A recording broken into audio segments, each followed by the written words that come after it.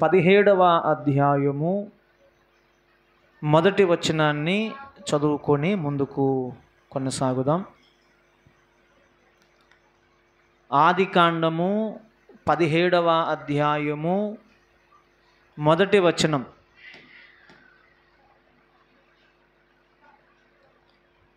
అబ్రాము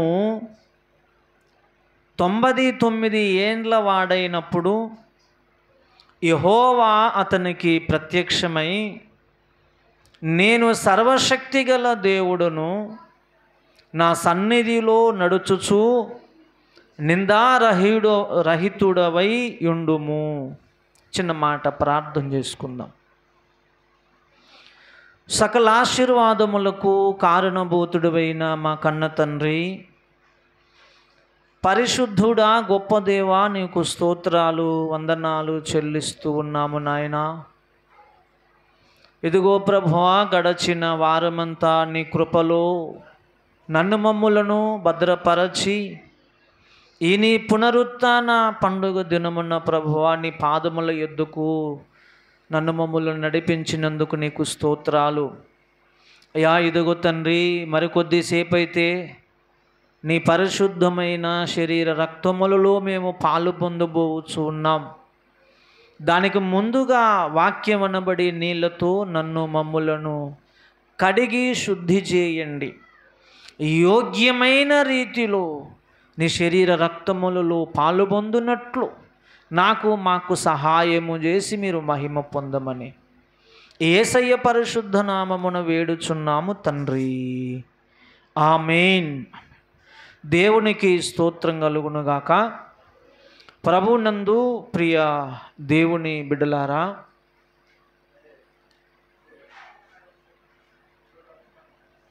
విశ్వాస జీవితములో, విశ్వాస యాత్రలో అనేక విషయాలు, అనేక పాఠాలు దేవుడు మనకు నేర్పించాలి అని దేవుడు ఆశపడుతూ ఉండేటువంటి వాడు.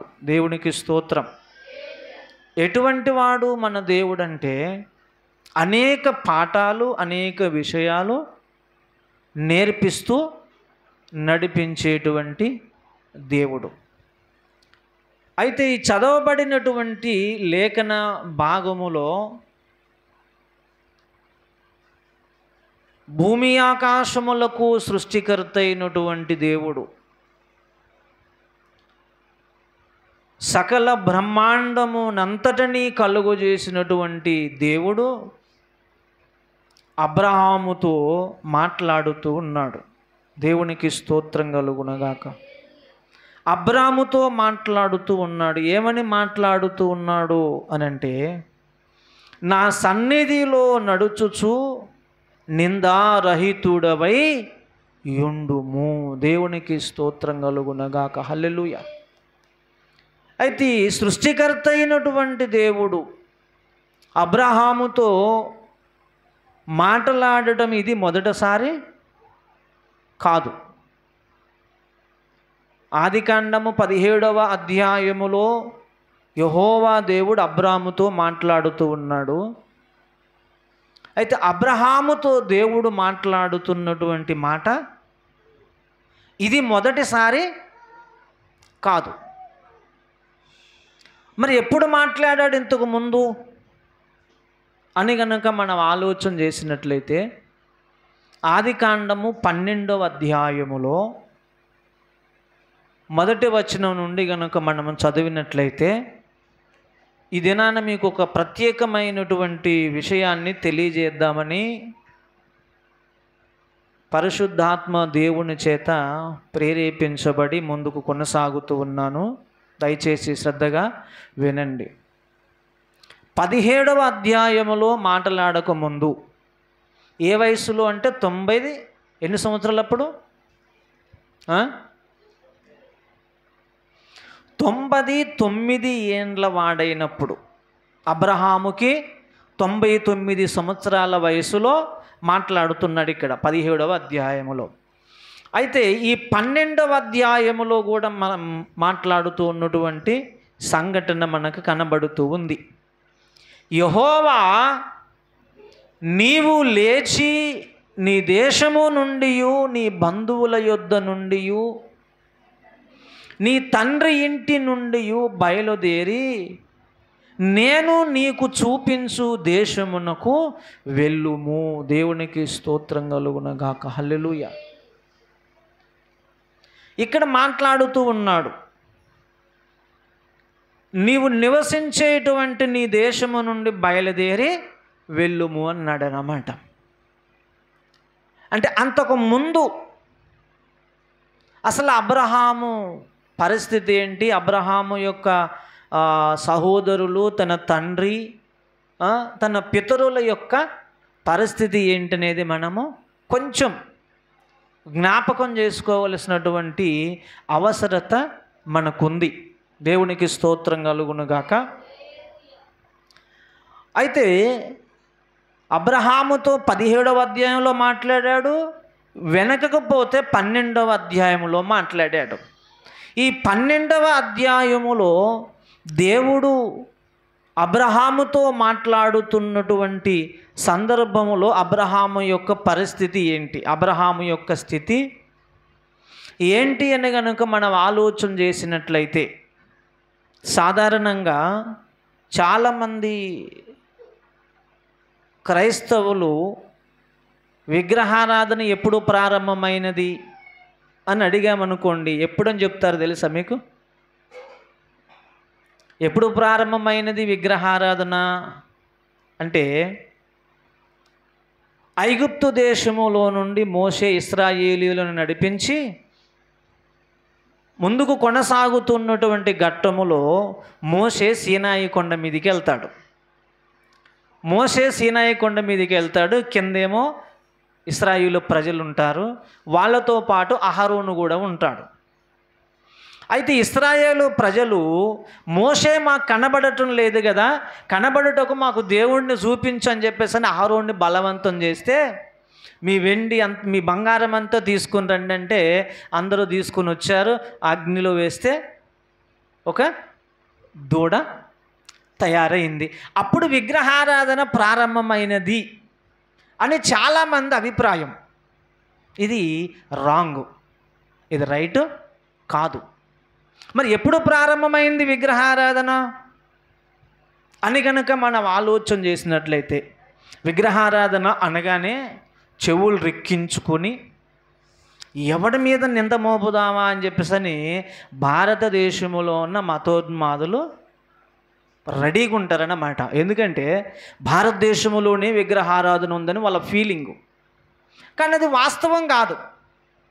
ఒక భారతదేశంలోనే విగ్రహారాధన లేదు. విగ్రహారాధన ప్రపంచములో అన్ని దేశాలలో కూడా విగ్రహారాధన ఉంది. అన్ని దేశాల్లో విగ్రహారాధన దాదాపుగా ఉంది.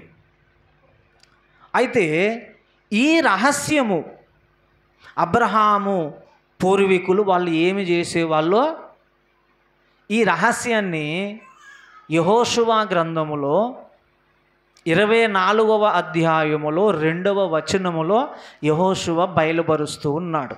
దేవునికి స్తోత్రం కలుగునుగాక. జాగ్రత్తగా వినాల, అవకాశం ఉన్న వాళ్ళు చదవండి. 24వ అధ్యాయము 2వ వచనం.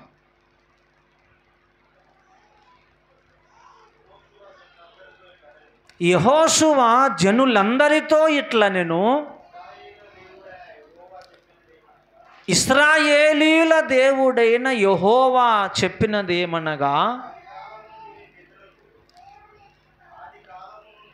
ఆది కాలము నుండి మీ పితరులు అనగా అబ్రహామును,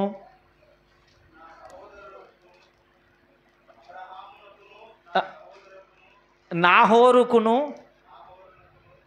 అబ్రహాము నాహోరు తండ్రి అయిన తెరాహు కుటుంబీకులు నది యూఫ్రటీసు అద్దరిని నివసించి ఇతర దేవతలను పూజించిరి. దేవునికి స్తోత్రం కలుగునుగాక. ఎవరు చెప్తున్నారు ఈ మాట అంటే యెహోషువ చెప్తున్నాడు.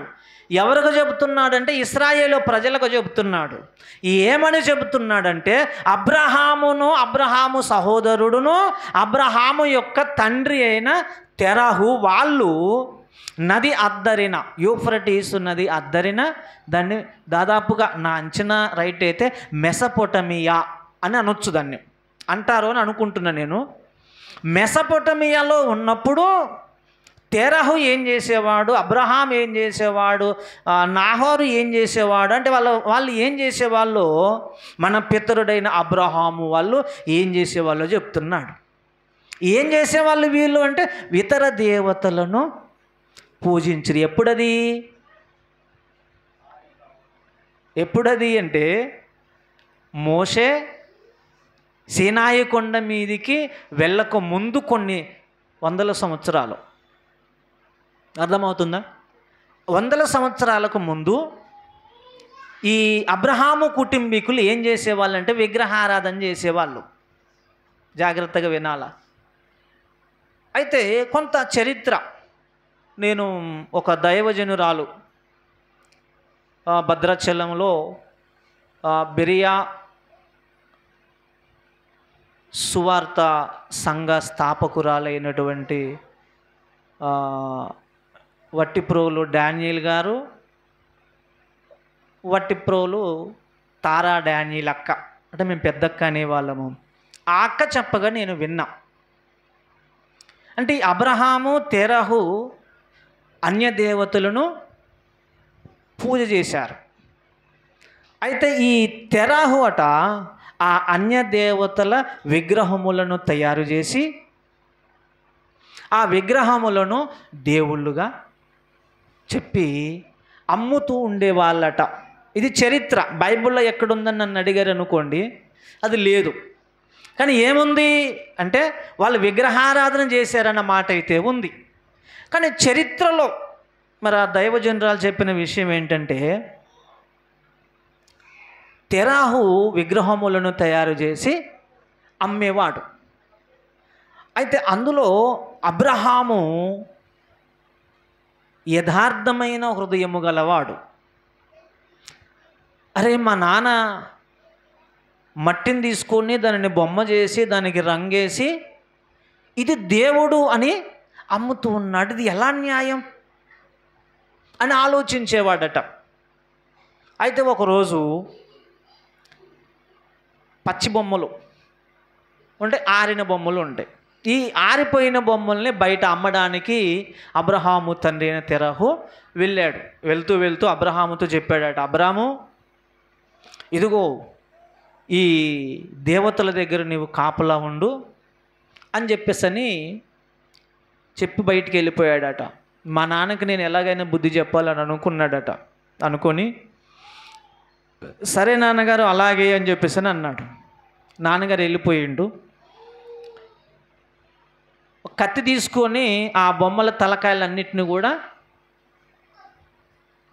ఇరగొట్టేసి ఆ బొమ్మల చేతులు ఉంటాయి కదా, ఆ చేతులల్లా కత్తులు పెట్టుంచాడట. ఈలోపు తండ్రి గారు వచ్చేసాడు. వచ్చేసి ఎరా ఏం చేసావురా, ఏమైందిరా ఇవి అని చెప్పేసానంటే తలకాయలు ఏమేంటంటే నాన్నగారు నేనేం చేశాను నాన్నగారు, ఒకరికంటే నేను గొప్ప అంటే నేను గొప్ప అనుకుని వాళ్ళే తలకాయలు నరికేసుకున్నారు నాన్నగారు అన్నాడట.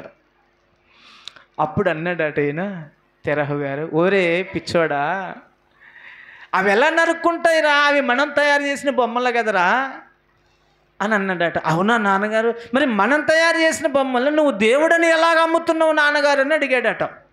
అంటే ఎంత యథార్థవంతుడో చూడండి. దేవునికి స్తోత్రం కలుగునుగా, హల్లెలూయా. అంటే ఒక విగ్రహములో ఒక బొమ్మలో ఏమీ లేదని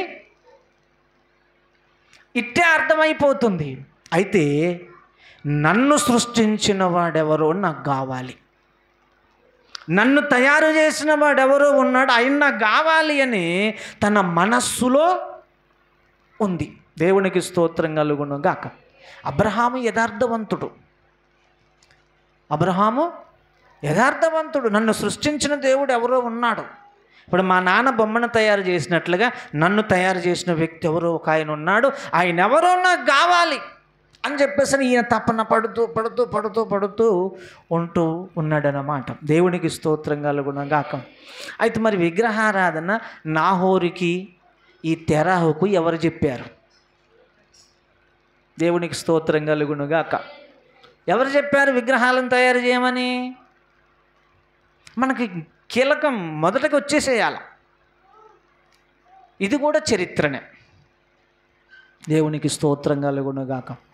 అయితే మొట్టమొదట దేవుడు ఆదామును హవ్వను తయారు చేశాడు. ఆ తర్వాత వాళ్ళకు పిల్లలు పుట్టారు, భూమి మీద విస్తరించారు, జనాభా అభివృద్ధి చెందారు. అభివృద్ధి చెందిన తర్వాత మళ్ళీ సైతానుగాడు వచ్చాడు. ఆ నోవహు కాలములో భూమి మీద ఉన్నటువంటి నరులు ఈ 8 మంది తప్ప మిగతా వాళ్ళందరినీ కూడా జల ప్రవాహంలో చంపేశాడు. ఆ తర్వాత 11వ అధ్యాయం కాడికి వచ్చేసరికి మళ్ళీ జనాలు విస్తరించడం జరిగింది. జాగ్రత్తగా చూడ. మళ్ళీ జనాభా విస్తరించింది. ఎక్కడ? 11వ అధ్యాయం, ఆదికాండం 11వ అధ్యాయం. 11వ అధ్యాయము తర్వాత 12వ అధ్యాయం.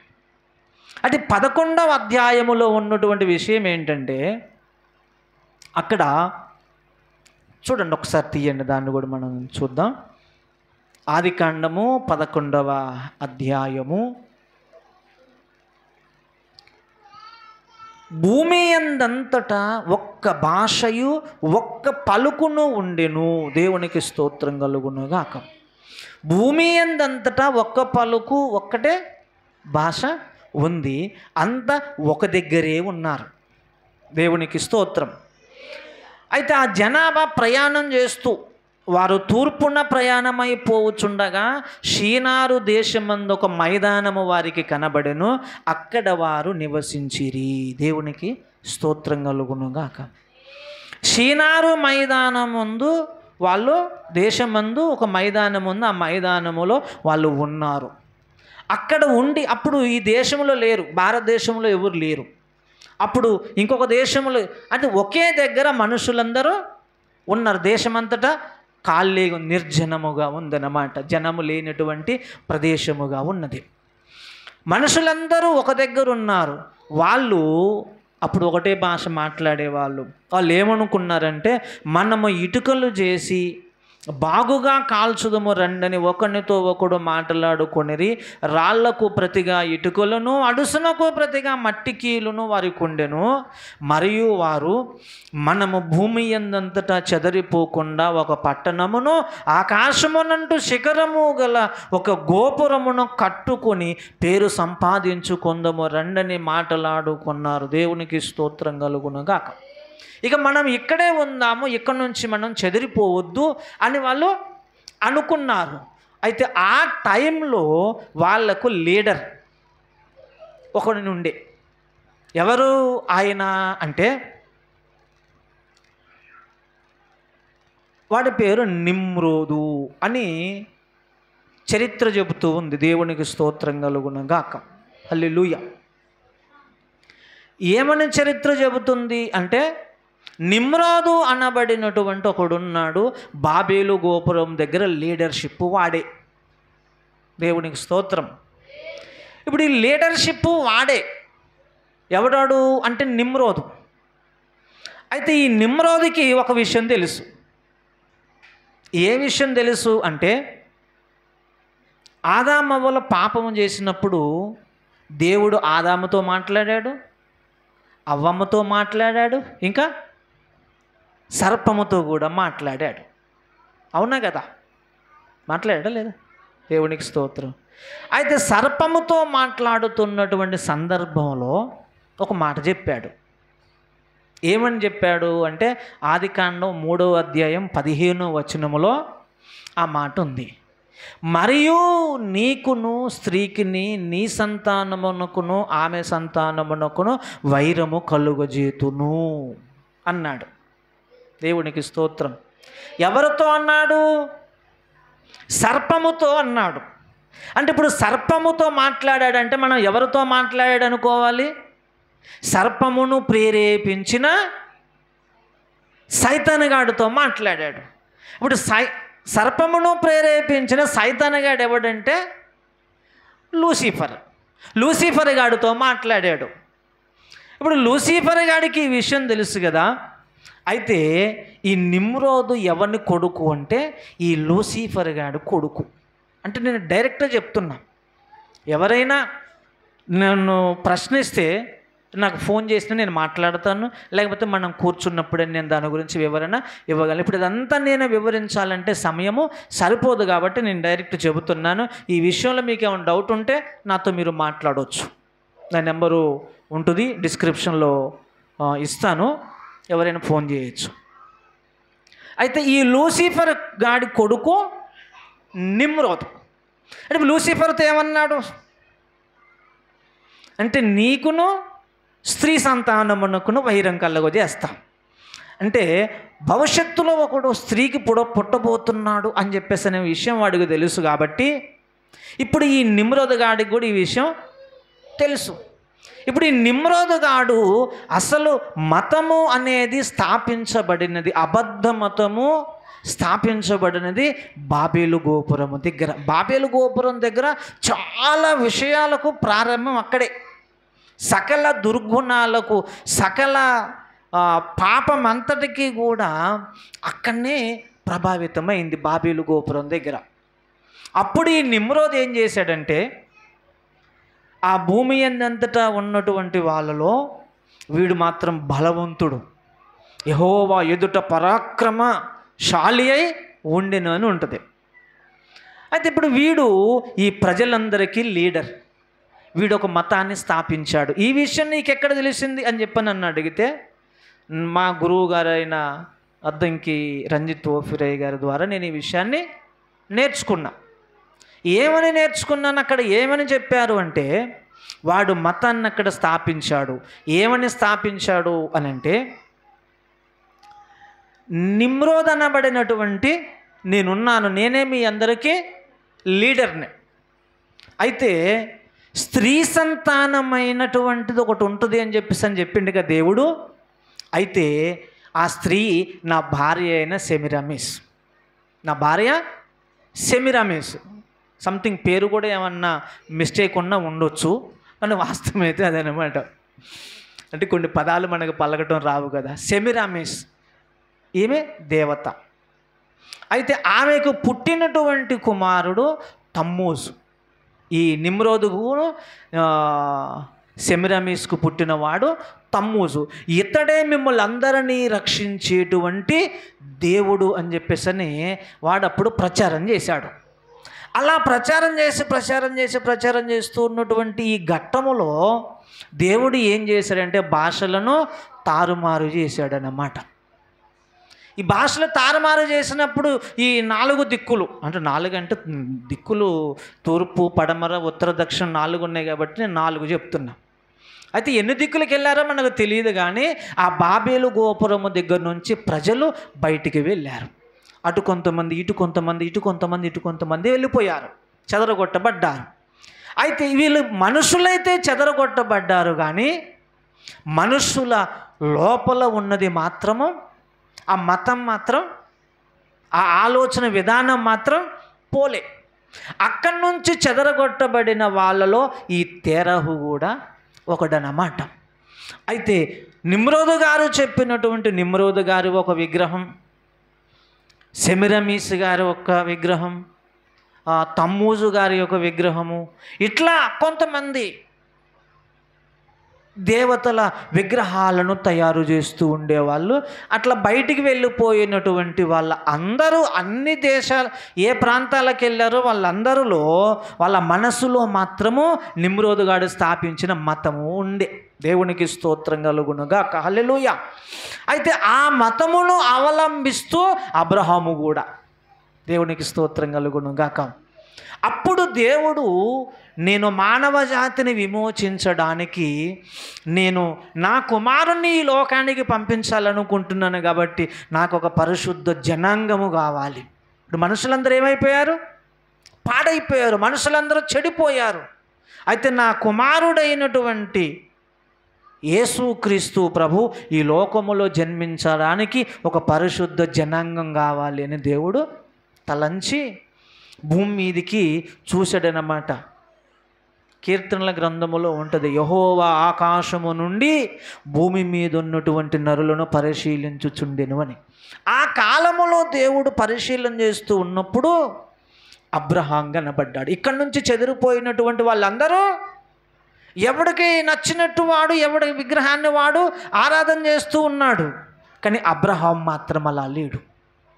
అబ్రహాం ఎలా ఉన్నాడు అంటే, ఈ విగ్రహంలో ఏమీ లేదు కానీ నన్ను సృష్టించిన వాడెవడో నాకు కావాలి అని ఆలోచిస్తూ ఉంటుండగా ఒక దినాన దేవుడు ఆ విషయాన్ని చూసి అబ్రహాము నాకు కావాలి అని అబ్రహాముతో 12వ అధ్యాయంలో మాట్లాడుతున్నాడు. అబ్రహాం, ఎస్ నువ్వు నాకు కావాలి, నీ దేశము నుండి, నీ ప్రజల యొద్ద నుండి, నీ బంధువుల యొద్ద నుండి నువ్వు ఇక్కడి నుంచి బయలుదేరు అని చెప్పాడు అన్నమాట. దేవునికి స్తోత్రం కలుగునుగాక. హల్లెలూయా.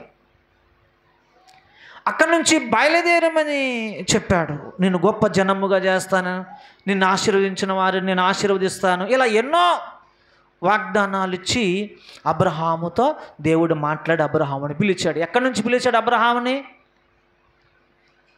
పాపముతో నిండుకొని ఉన్నటువంటి మానవ సమాజములో నుండి అబ్రహామును వేరుపరిచాడు. దేవునికి స్తోత్రం కలుగునుగాక.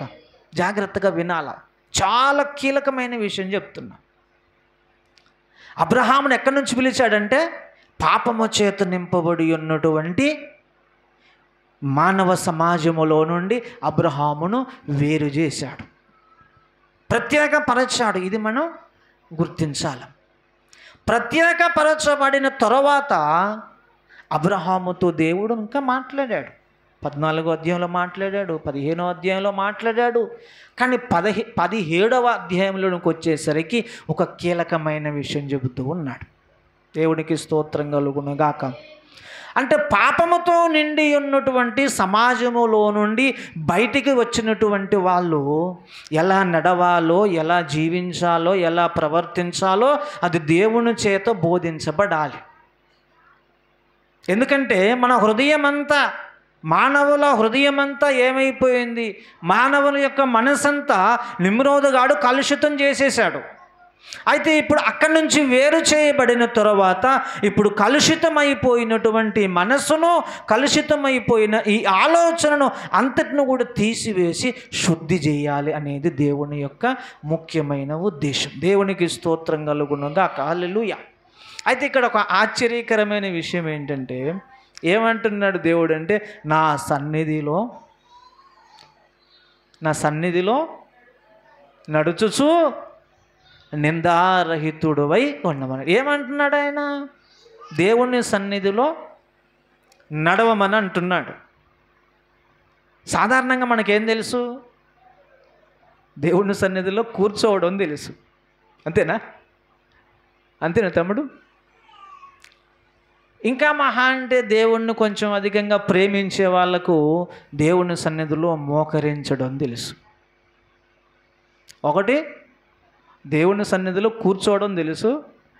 రెండవది, మహా అంటే ఆయన కొంచెం ఎక్కువగా ప్రేమించిన వాడికి ఆయన సన్నిధిలో మోకరించాలనేది తెలుసు.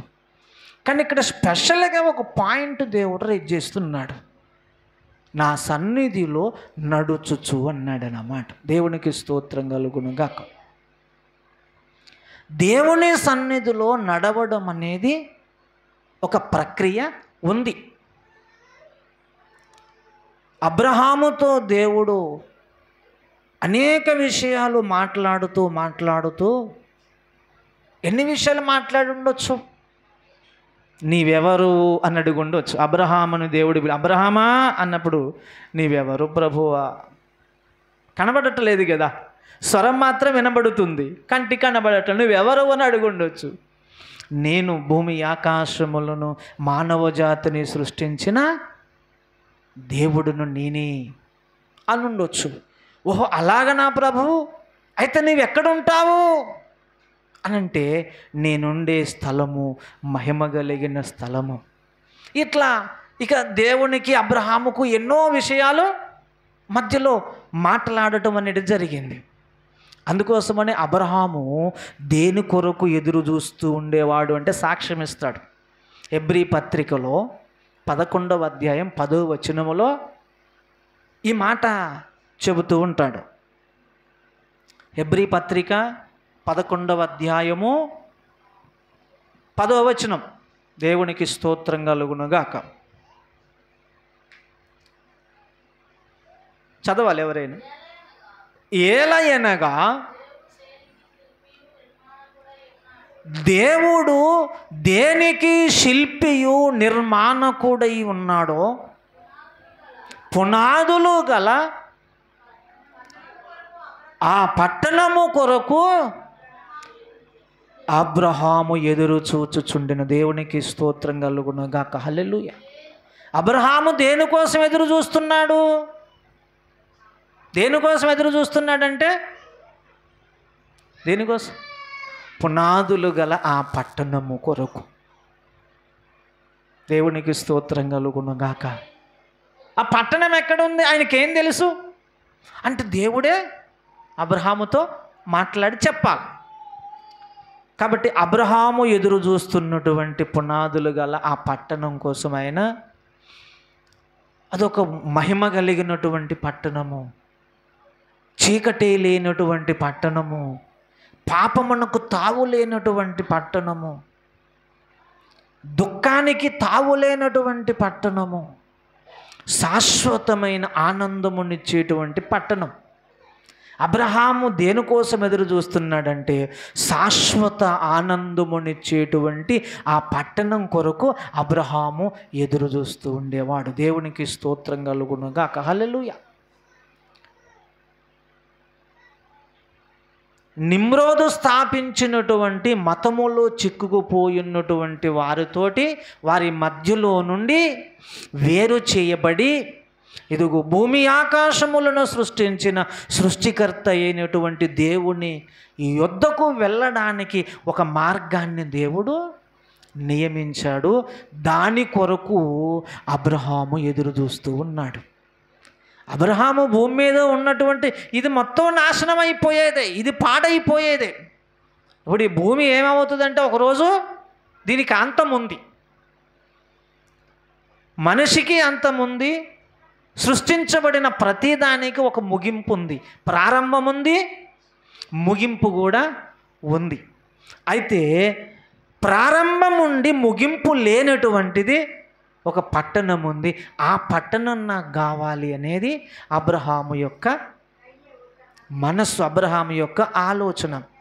అందుకే హెబ్రీ పత్రికలో పౌలు భక్తుడు తెలియజేస్తూ ఉంటాడు ఒక మాట. 13వ అధ్యాయము 14వ వచనం. హెబ్రీ పత్రిక 13:14 వచనం. నిలవరమైన పట్టణము మనకిక్కడ లేదు. దేవునికి స్తోత్రం కలుగునుగాక. హల్లెలూయా. ఏంటట? నిలవరమైన పట్టణం మనకిక్కడ లేదు అని ఎవరు చెప్తున్నారు అంటే పౌలు భక్తుడు హెబ్రీ ప్రజలకు, హెబ్రీలకు రాస్తూ ఉన్నాడనమాట. నిలవరమైంది ఇక్కడ లేదు బాబు అన్నాడు. మరి ఎక్కడుంది అంటే దానికి జవాబు ఫిలిప్పీ పత్రిక 3వ అధ్యాయం 20వ వచనంలో చెప్పాడు. మన పౌరస్థితి పరలోకమందున్నది. దేవునికి స్తోత్రం కలుగునుగాక. హల్లెలూయా. మన పౌరస్థితి ఎక్కడుంది అంటే పరలోకములో ఉన్నది. పౌరస్థితి అంటే ఏంటో తెలుసా మీకు?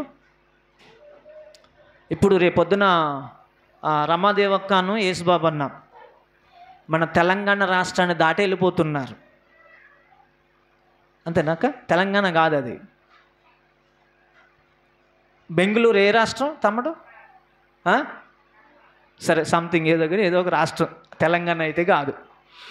తెలంగాణ నుంచి వెళ్ళిపోతున్నారు. అయితే వాళ్ళ పౌర హక్కు ఎక్కడుంది? బెంగళూరు ప్రాంత వాసులు గారు వాళ్ళు. వాళ్ళ పౌరస్థితి తెలంగాణలో ఉన్నది. వాళ్ళ పౌరస్థితి తెలంగాణలో ఉందన్నమాట. దేవునికి స్తోత్రం కలుగునుగాక. అంటే వాళ్ళ ఆధార్ కార్డు ఇక్కడ ఉంది, వాళ్ళ రేషన్ కార్డు ఇక్కడ ఉంది, వాళ్ళ బ్యాంక్ అకౌంట్ ఇక్కడ ఉంది, అన్నీ ఇక్కడే ఉన్నాయి. అలాగనే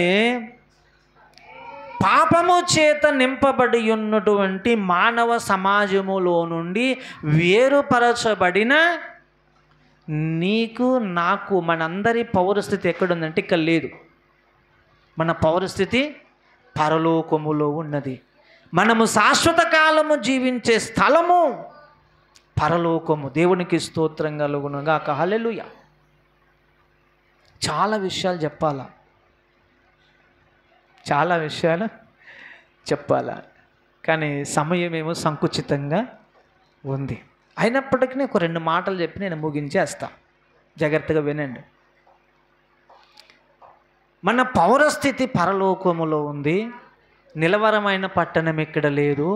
అయితే అబ్రహామును పిలిచినట్లుగానే దేవుడు నిన్ను నన్ను ఈ లోకములో నుండి, అపవాది యొక్క బంధకాలలో నుండి, చీకటిలో నుండి మనలను ఆశ్చర్యకరమైన వెలుగులోనికి పిలిచాడు.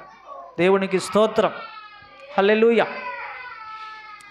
ఆశ్చర్యకరమైన వెలుగులోనికి పిలిచి దేవుడు చెప్తున్నాడు, మనతో మాట్లాడుతున్నప్పుడు, నా కుమారుడా, నా కుమార్తె, నా సన్నిధిలో నిందారహితుడవై ఉండుము అన్నాడు. దేవునికి స్తోత్రం. అబ్రహాముతో అన్నట్లుగా ఇప్పుడు మనతో మాట్లాడుతూ ఉన్నాడు, నా సన్నిధిలో నిందారహితుడుగా ఉండుము అని చెప్పాడు అన్నమాట. ఎందుకు ఆ మాట చెప్పాలి వచ్చిందంటే, మనము యాత్రలో ఉన్నాం. యాత్రలో ఉన్నాం. ఎక్కడికి యాత్ర చేస్తున్నాం? మనం పరలోకమునకు యాత్ర చేస్తూ ఉన్నాం. అందుకే యేసన్న గారు అనుకుంటా, నాకు చాలా ఇష్టం ఆ పాట. ఆనందయాత్ర ఇది ఆత్మీయ యాత్ర, యేసుతో నూతన యెరూషలేము యాత్ర, మన యేసుతో నూతన యెరూషలేము యాత్ర. ఇది ఏంటి? ఎక్కడికి యాత్ర చేస్తున్నాం మనం అంటే, నూతన యెరూషలేమునకు మనము యాత్ర చేస్తున్నాం. ఈ యాత్ర ఆనందకరమైన యాత్ర, సంతోషకరమైన యాత్ర. విశ్వాస జీవితంలో మనము ముందుకు కొనసాగుతూ ఉన్నాం. అతి కొద్ది కాలమైతే, అతి కొంత సమయమైతే మనము శాశ్వత కాలము మహిమ కలిగినటువంటి స్థలములో ఉండబోతూ ఉన్నామన్నమాట. దేవునికి స్తోత్రం కలుగును గాక. ఈ కొంతకాలం ఉండేటువంటి ఈ మొత్తాన్ని కూడా, ఈ లోకమును, లోక స్నేహమని, లోక బంధువులను, లోకమంతటినీ కూడా మనం విడిచిపెట్టి మనం కొంతకాలం అయితే మహిమ కలిగిన స్థలానికి వెళ్ళబోతూ ఉన్నాం. ఈ లోకములో ఉన్నది ఏది, ఎవరు కూడా మనతో రాదు, మనతో రారు. నీ ఒక్కడివి ఆయన యొద్దకు వెళ్ళబోతూ ఉన్నావు. నేనొక్కనే వెళ్ళబోతున్నా. మనం ఎవరికి వాళ్ళం ఆయన దగ్గరికి వెళ్ళబోతూ ఉన్నామన్నమాట. అయితే నిందారహితుడవై ఉండుము అని అన్నాడంటే ఎందుకు అంటే, నువ్వు ఈ యాత్రలో కొనసాగుతూ ఉన్నప్పుడు ప్రతి విశ్వాసికి కూడా, ఇక 2 మాటలు ముగించేస్తా, 2 జీవితాలు ఉంటాయి. ప్రతి ఒక్క విశ్వాసికి 2 జీవితాలు ఉంటాయి. ఒకటి బహిరంగ జీవితము, రెండవది వ్యక్తిగత జీవితం. ఈ ఒక్క పాయింట్ వినండి. ఇంతసేపు చెప్పింది మీరు ఉపోద్ఘాతం అనుకోండి. ఇప్పుడు ప్రసంగం స్టార్ట్ అయ్యింది, 2 నిమిషాలలో ముగించేస్తా. ప్రతి విశ్వాసికి 2 జీవితాలు ఉంటాయి. ఒకటి బహిరంగ జీవితం. బహిరంగ జీవితం అంటే అందరికీ కనబడేటువంటిది. ఇంకొకటి ఏమో వ్యక్తిగత జీవితం. అదేమో తనకు మాత్రమే కనబడేటువంటి జీవితం. బహిరంగంగా నువ్వు దేవుని చేత పిలవబడి, సంఘములో చేర్చబడి, వెలుగు సంబంధులుగా ఉండి, నువ్వు మంచి పాటలు పాడొచ్చు, మంచి ప్రార్థన చేయొచ్చు, మంచి సువార్త చేయొచ్చు, ఇంకా దేవుని కొరకు నువ్వు ఏదైనా చేయొచ్చు. ఇవన్నీ కూడా అందరికీ కనబడుతూ ఉండేటువంటి జీవితం. దేవుడు దీన్ని కూడా చూస్తున్నాడు. రెండవది వ్యక్తిగత జీవితం. నీ మనస్సులో ఏముంది, నీ ఆలోచనలో ఏముంది, నీ ఒంటరిగా ఉన్నప్పుడు ఏం చేస్తున్నావు అనేది నీకును దేవునికి మాత్రం తెలుసు. దేవునికి స్తోత్రం కలుగునగాక. దేవునికి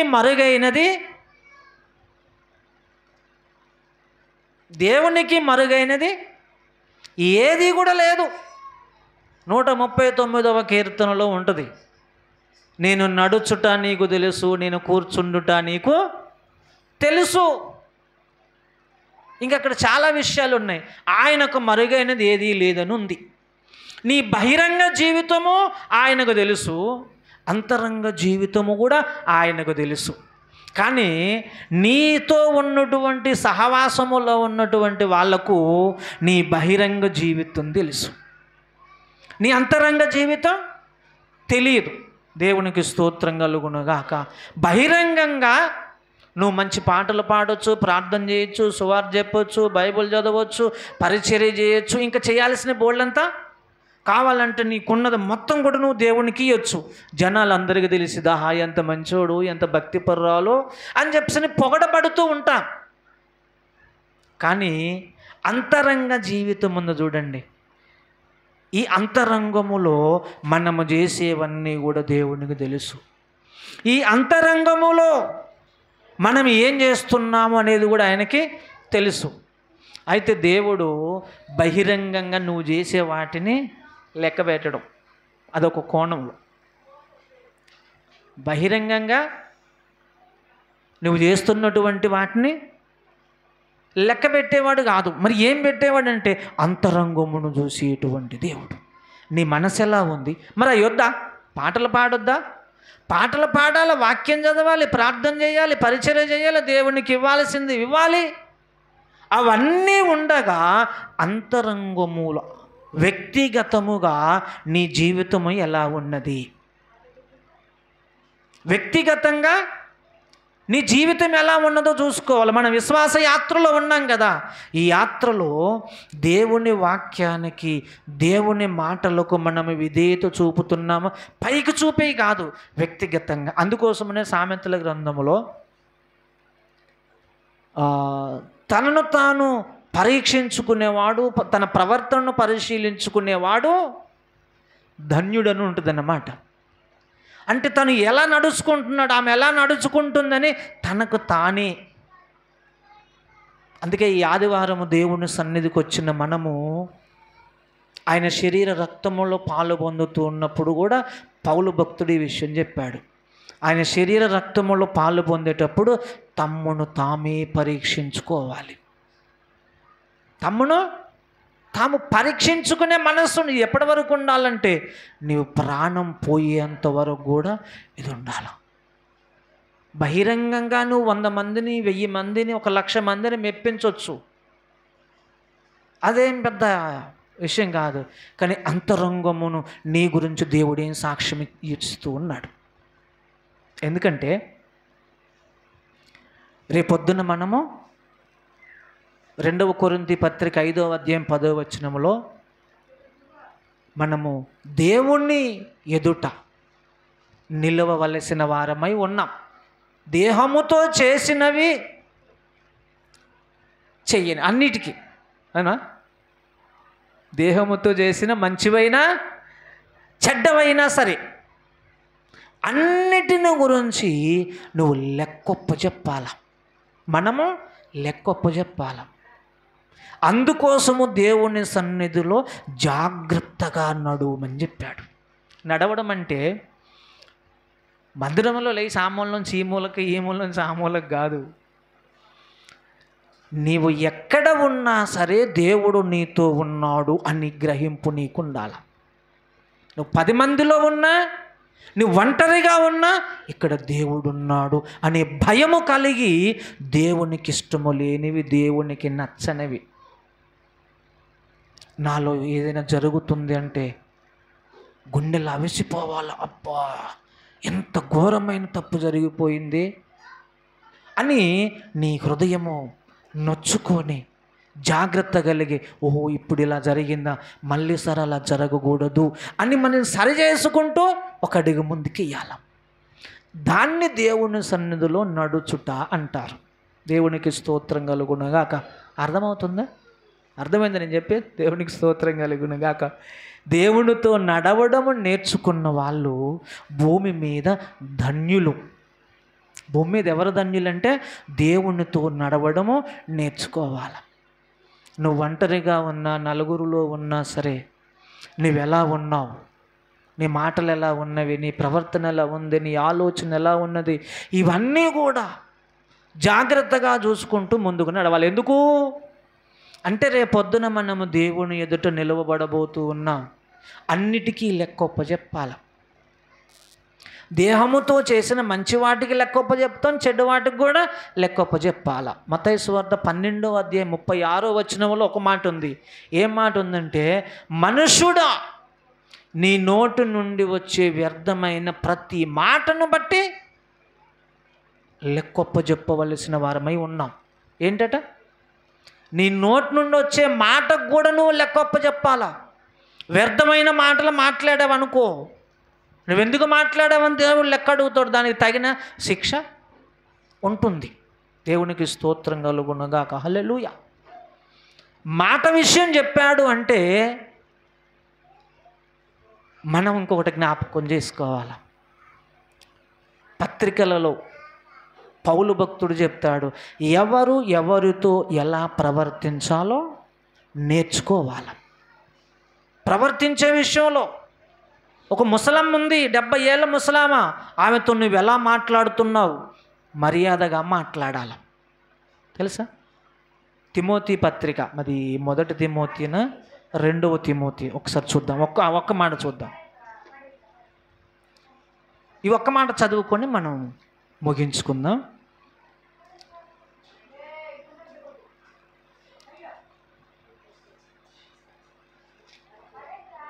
1 తిమోతి పత్రిక 5వ అధ్యాయం మొత్తం మీరు చదువుకోండి, నేను ఇప్పుడు చదవను. అక్కడ నువ్వు ఎవరిని ఏ విధంగా గౌరవించాలో రాసిపెట్టాడు. ముసలి వయసులో, వృద్ధాప్యములో ఉన్న వాళ్ళని నువ్వు ఎలా గౌరవించాలా అని ఉంది. మీరు చదువుకోండి. తర్వాత వీడియో వింటున్న వాళ్ళు కూడా అవకాశం ఉంటే చదువుకోండి. తర్వాత అక్కడ వృద్ధాప్యములో ఉన్న వాళ్ళతో నువ్వు గౌరవంగా మాట్లాడాలి, ప్రేమతో మాట్లాడాలి. యవనస్తుడైనటువంటి వాడితో ఎలా మాట్లాడాలా, విధవరాలైనటువంటి స్త్రీతో నువ్వు ఎలా మాట్లాడాలి, ఎలా ప్రవర్తించాలి. ఇట్లా చాలా విషయాలు అందులో చెప్పాడు. ఒక దైవజనునితో నీవెలా ఉండాలి, నీ తోటి విశ్వాసితో నీవెలా ఉండాలి, నువ్వు స్త్రీవైతే పురుషునితో ఎలా ఉండాలి, నువ్వు పురుషుడివైతే స్త్రీతో ఎలా ఉండాలి. ఇది నైతిక విలువలు అంటారు వీటిని. భక్తి జీవితం అంటే పాటలు పాడి, ప్రార్థన చేసి, వాక్యం చదివి ఏదో చేసేయటం ఒకటే భక్తి కాదు.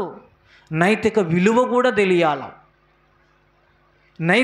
నైతిక విలువలు తెలియకుండా కూడా నీవు భక్తి చేయడం సాధ్యం కాదు.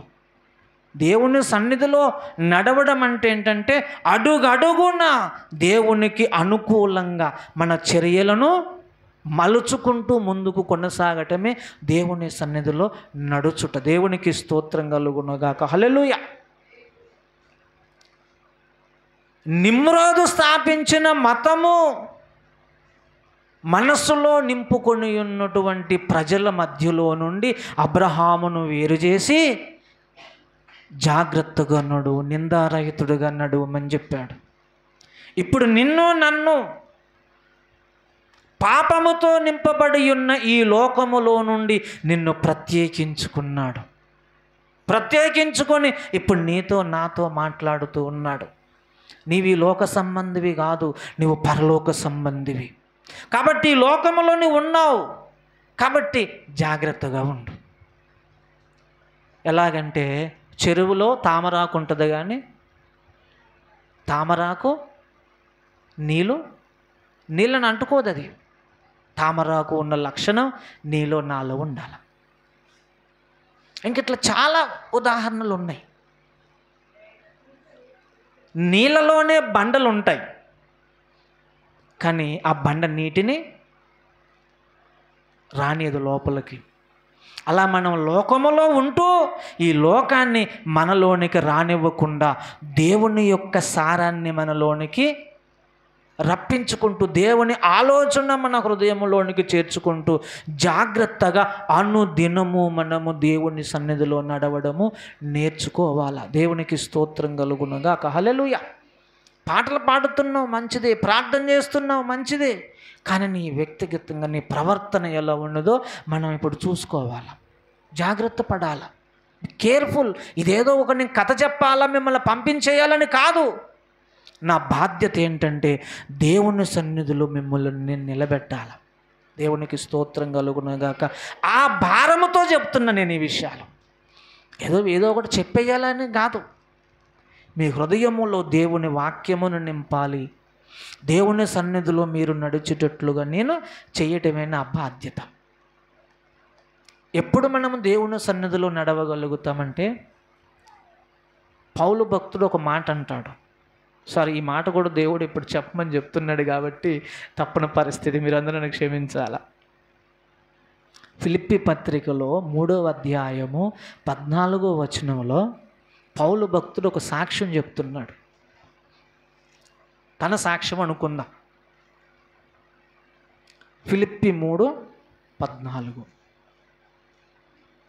క్రీస్తు యేసునందు దేవుని ఉన్నతమైన పిలుపునకు కలుగు బహుమానమును పొందవలెనని గురి యొద్దకే పరిగెత్తుచున్నానన్నాడు. పౌలు భక్తుడు ఎక్కడికి పరిగెడుతున్నాడు? దేవుడు పిలిచినటువంటి పిలుపుకు, దాన్ని పట్టుకోదు. గురి ఒకటి ఉంది. దేవుడు పిలిచి ఒక గురినిచ్చాడు. ఆ గురి యొద్దకు పరిగెత్తుచున్నాను అన్నాడు అన్నమాట. ఏంటిది ఆయన గురి? పరలోకము చేర్చబడుట. ఇది ఒక భాగం. ఇంకా చాలా విషయం ఉంది ఆయన గురి ఏంటి అనేది.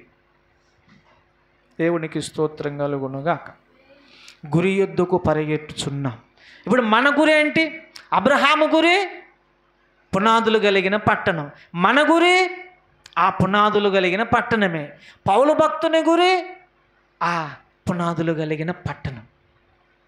ఆ పట్టణము మీద మనము దృష్టి పెట్టి నీ కొరకు నా కొరకు సిలువ వేయబడిన యేసుక్రీస్తు వైపు చూచుచు. హెబ్రీ పత్రిక 12వ అధ్యాయంలో ఈ మాట అంటాడు. యేసు వైపు చూచుచు మనము నడవాలి. దేవునికి స్తోత్రం కలుగునుగాక. హల్లెలూయా. నీవు నిందారహితుడుగా నువ్వు ఉండాలి అంటే యేసు వైపు చూస్తూ నీవు నడవాలి. దేవునికి స్తోత్రం కలుగునుగాక. కాబట్టి ప్రియ దేవుని బిడ్డలారా, దేవుని సన్నిధిలో మనం ఉంటున్నాం. మనం ఎక్కడున్నా దేవుడు మనతో ఉంటున్నాడు. పైకి కనబడేవి భక్తి కార్యాలు ఎన్నో మనలో ఉండొచ్చు, ఉండాలి. అలాగనే వ్యక్తిగతంగా నీవు దేవుని సన్నిధిలో ఎలా ఉంటున్నావో చూసుకోకుండా ఉంటే నీకు నష్టమే, నీవు ప్రమాదములో ఉన్నట్టు. దేవునికి స్తోత్రం కలుగునుగాక. కాబట్టి ప్రియ సహోదరి సహోదరుడా, ఒకసారి మనం ఆలోచన చేద్దాం. నా సన్నిధిని